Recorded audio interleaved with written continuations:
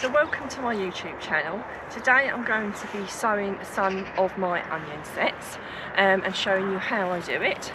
If you've not already done so, if you could please subscribe to my channel, because you'll get lots of helpful hints and tips all throughout the year from my home garden, my allotment, and also my home kitchen from time to time.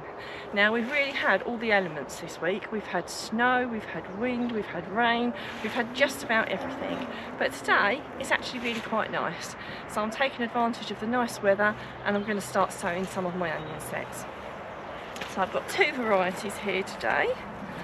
They are Setton Improved Turbo, which I've never tried before, so I've no idea what they were like. And these ones are just called red onion, so who knows exactly what they were.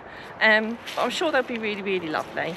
Now, obviously, I prefer to sow mine straight into the ground purely because I don't really have that much room at home to do anything else, and it's a lot of fiddling around when just sowing them into the ground works really well. But you can, or have already, started them off in little module trays to get them started. It's really up to you, and actually next year I plan to have a much nicer and bigger greenhouse, so I'm going to try a little bit of both and see what I like most. But if you're like me, and at the moment I haven't got that much space really, or that much time, I'm going to sow them direct into the ground. I've got to say that my grandfather and my dad always sowed them straight into the ground around this time of year. They never started them off in module trays, so they will be perfectly fine and you will still get perfectly good onions. I'd like to hear from you if you do start yours off in trays and whether you think they actually do make any difference, because I'd be really interested to know, because I'm going to give it a go next year, hopefully. So what I've done is I've dug over this area here where I'm going to put the onions, and I've also raked it over as well. Although we're not putting seeds in, it's still nice for the ground to be, you know, nice and level when you put things in. So I've done that. One of the most important bits of kit is to have a dibber. I always put my onions in with a dibber because it just makes it really, really easy. So if you've not got a dibber, you could use the end of a cane, you could use a small trowel, but a dibber is a really handy thing to have anyway. So if you've not already got one, it's well worth the investment. We'll try and put a link in the description of one if you've not got one, if that's of useful to you. But most garden centres sell them, so they really are quite easy to come by and really an essential bit of kit. So obviously, to get straight rows, you can either mark it out with string, you know, 2 canes and a bit of string. I quite like using these because you can walk along them while you're doing it as well, which is quite handy. So I quite like using. These are just old bits of decking that someone didn't need anymore, but actually quite handy for, you know, doing a straight line and making sure that I put them in properly. So I'm not going to get them all in today, but I'm just going to make a start. But I will get all these in over the next week or two. You can plant them from mid-March to mid-April is the planting instructions, but I generally try and get them in by March rather than waiting until April if I can help it. So let's open up the packets. Oh, one top tip when it's quite cold actually, which has nothing to do with planting onions, I put a thin pair of gloves in, just normal gloves to keep my hands warm, and then I put my gardening gloves over the top to keep my hands warm. So there we go, let me open these up. So you might find that some of them have already started to sprout a little bit.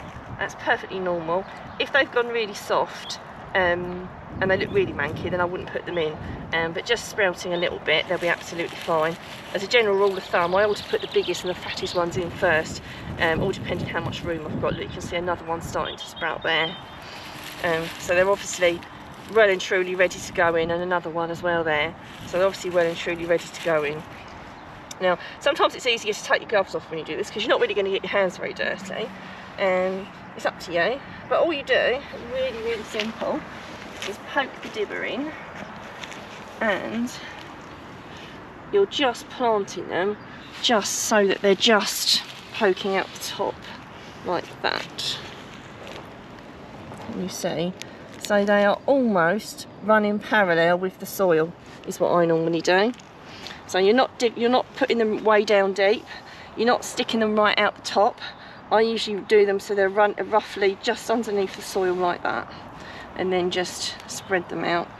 You know, obviously I've got some onions that I've overwintered there and they're doing really well, and my garlic as well. So just pop them in like so. So it's one of those really patient jobs. It's not a difficult job, you just need a little bit of patience. when you're spreading them out. Right, so onions are, I think, a relatively easy thing to grow. If you've never grown them before, they are kind of like a really good thing to start with. Pretty much everyone eats onions, I think, and they go with so many different things that it's a good thing to try. Even if you can't fit as many in as what I'm going to fit in, you can always buy a bag and share them with some friends, and indeed if I have any left, I will probably give them to someone else to put them in their garden who hasn't got such a big garden as I've got. So I've got a friend that's just moved to a lovely house, and she's just started her own little vegetable patch off, so she might be very appreciative of those. Hopefully she's watching. There we go, and just pop them in like so. So I've put 4 rows in. I'm going to come back and do some more in the next week or two. There's a couple of things that I just wanted to highlight when you're actually doing it. I know it's obvious, but if you've never done it before, obviously make sure you put them in around the right way. If you look at them, the very pointed end is the top. That is at the top, and then the underneath you can see it's got a little bit of root on it, and that's the bit that goes into the ground. When you're using the dibber, what I find is when you poke the dibber in, sometimes the dibber can make too big a pointier hole, so then I just bash a little bit more soil in so this has something to sit on and then will form roots. You obviously don't need to water them this time of year. I just plant them and walk away because we are getting plenty of rain. So it's not something you have to concern yourself with watering them at the moment. There might be a point during the year when you'll need to water them, but at the moment you just pop them in the ground like you would do, you know, spring bulbs as it were, albeit you plant them differently to spring bulbs, but you don't need to water them.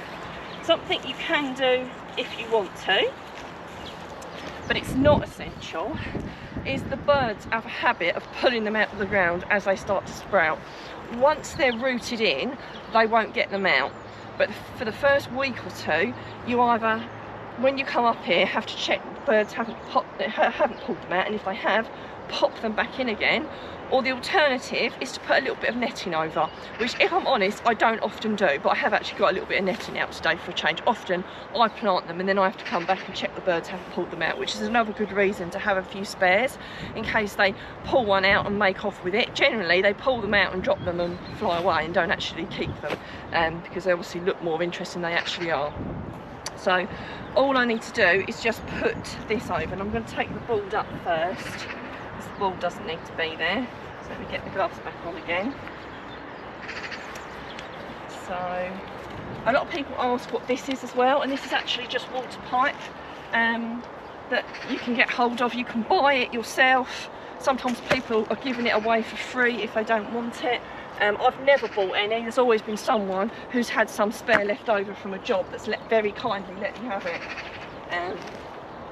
But it is quite useful stuff for putting netting and things up.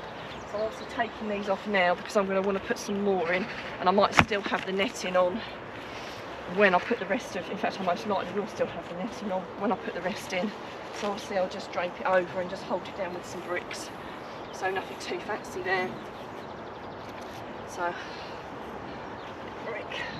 So it doesn't, you know, you're not trying to, birds aren't going to go underneath it, you're just trying to stop it from blowing away really, that's all you're trying to do. I will finish this off later to weight this down, but I think you get the idea. Just cover it to stop the birds from nipping them out. So I do hope that that's been helpful. I'd love to know whether you've sown your onion sets and how you do it. If you've got any questions or queries, then as ever, please do put them in the comments and we will answer them.